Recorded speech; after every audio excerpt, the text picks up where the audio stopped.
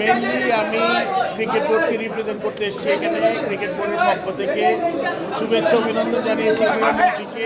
উনি একজন খেলোয়াড় মানুষ, উনি অত্যন্ত চমৎকারভাবে সভা শুরু করেছেন, আমাদের বলেছে এবং এটা খুবই বাইরের কিছু না। আমাদের অনেক মাঠ দরকার, যে মাঠগুলো হেল্প করবেন উনি, প্লাস ওই ক্রীড়া কার্যক্রমে ঢুকাবেন কারিকুলামে কিছু স্পোর্টস, তারপরে আপনার ক্রীড়া শিক্ষক আছেন, তারপরে আপনার এইসব ব্যাপারে, প্লাস সবচেয়ে বড় কথা এই 71 ফেডারেশন 52 ফেডারেশন থেকে যার যা সুবিধা অসুবিধা বলেছে উনি এবং উনি নোট নিয়েছেন। আমি আশা করি উনি এভাবে হবে।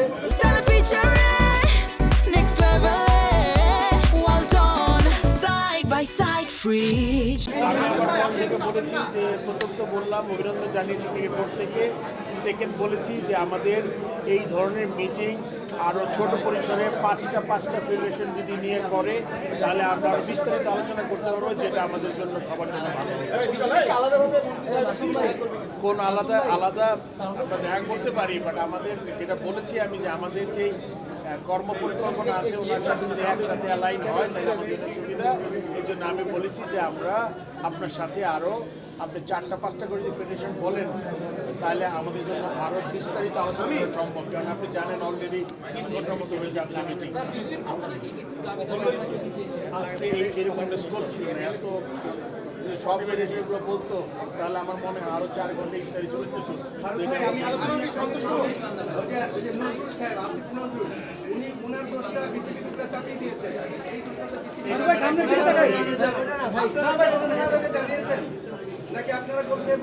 আর সবচেয়ে বড় কথা আপনার আমাদের ক্রীড়া প্রতিনিধি 2 দিন উল্লেখ করেছেন, আমাদের প্রধানমন্ত্রী ক্রীড়া বান্ধব উনি বলেছেন যে ওনাকে একটা নির্দেশনা দিয়ে দেওয়া হচ্ছে যে আপনি এভাবে কথা জেনে নেন কী কী আছে, কী কী করতে চাই।